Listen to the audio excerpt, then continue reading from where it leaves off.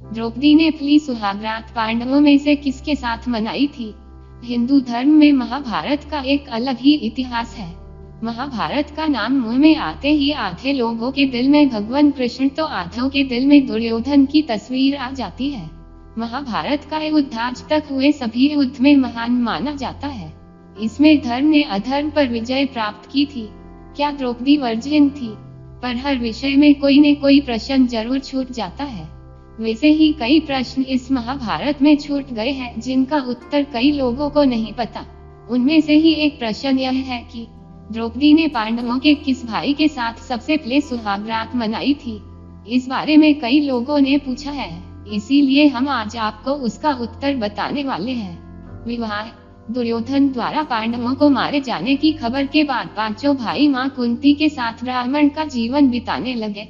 सब ब्राह्मण की तरह भिक्षा मांग कर लाते और मां कुंती उनको सब में थोड़ा थोड़ा बांट देती। उसी समय द्रौपदी का स्वयंवर चल रहा था, जिसमें आज्ञा लेकर अर्जुन भी गया और उसने राजा की शर्त के अनुसार कार्य पूरा करके द्रौपदी को अपना बना लिया। उस समय वहां पर भगवान कृष्ण और बाकी सब लोग भी उपस्थित थे। पांचों से शादी। ब्राह्मण जीवन यापन कर रहे पांचों भाई जब द्रौपदी को लेकर घर आए तो कुंती उस समय भगवान की पूजा कर रही थी। जैसे ही उन्होंने बोला कि माँ हम आज देखो क्या लाए हैं, तो कुंती ने पूजा से उठाना उचित नहीं समझा और उनको आदेश दिया कि जो भी लाए हो सारे भाई बांट कर खा लो। क्योंकि सभी भाई अपनी माँ की बात को एक आदेश की तरह मानते थे तो वह सब चुप हो गए। बाद में जब कुंती ने बाहर आकर देखा तो वह बहुत ही दुखी हुई। फिर उसने युधिष्ठिर से बोला कि ऐसा कुछ करो कि मेरी बात भी सही हो जाए और कुछ गलत भी ना हो।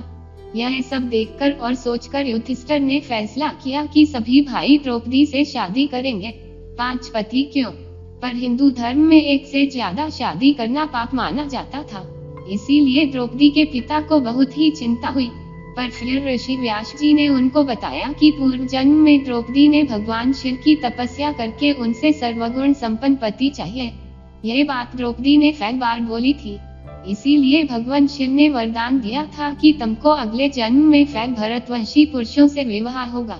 यह बात सुनकर द्रौपदी के पिता पांचों भाइयों से शादी करने के लिए तैयार हो गए। सुहागरात का सच।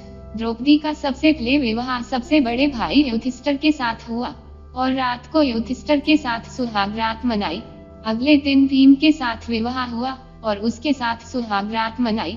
उसी तरह अर्जुन, नकुल और सहदेव के साथ भी हुआ। जैसा कि सभी देवताओं को पहले पता था कि द्रौपदी को पिछले जन्म में फैल पति के साथ शादी होने का वर मिल गया था, तो कैसे दूसरे पति उसे स्वीकार करेंगे। भगवान शिव ने द्रौपदी को तपस्या से खुश होकर कन्या भाव वर्जिन का वरदान दिया था। इसका मतलब द्रौपदी रोज नहाने के बाद कन्या भाव को प्राप्त होती थी। इसी कारणवश यह विवाह संपन्न हो पाया।